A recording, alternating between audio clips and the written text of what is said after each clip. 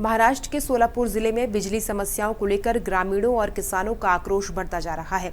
भूम तालुका के कई गांव के लोगों ने महावितरण विभाग को चेतावनी दी है कि अगर उनकी मांगें जल्द पूरी नहीं हुई तो वे 23 जून 2026 से धाराशिव कलेक्ट्रेट के सामने भूख हड़ताल शुरू करेंगे।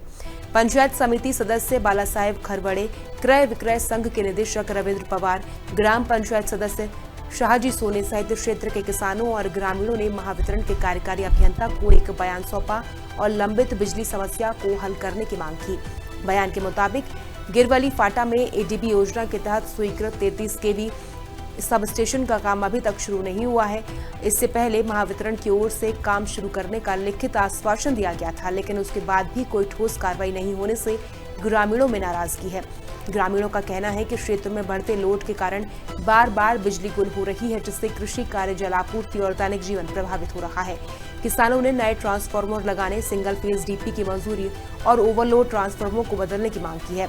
ग्रामीणों ने साफ चेतावनी दी है कि यदि जल्द समाधान नहीं हुआ तो वे कलेक्टर कार्यालय के सामने भूख हड़ताल पर बैठेंगे। आमचं गाव आहे डोकेवाडी। आम्ही ईट सर्कलमधून 33 केवी सबस्टेशन गिरवली हे गेल्या 7 वर्षापासून मंजूर आहे। आम्ही शासनाला वेळोवेळी पाठपुरावा केला, राज्यमंत्र्यापासून ते कार्यकारी संचालक, अधीक्षक अभियंता, चीफ इंजिनियर आणि खालीपर्यंत पाठपुरावा करून सुद्धा आम्हाला 1 वर्षापासून यश आलेलं नाही।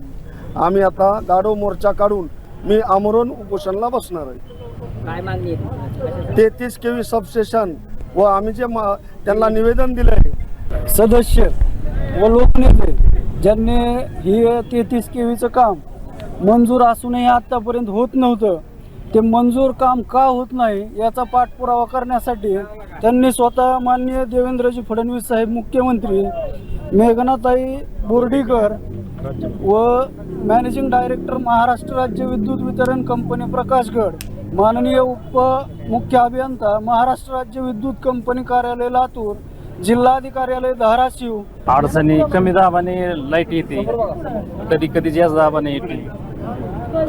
गेल्या 7 वर्षापासून 33 केवीची मागणी मंजूर असतानाही, सबस्टेशन मंजूर असतानाही कोणी अधिकारी त्याची दखल घेणार नाही।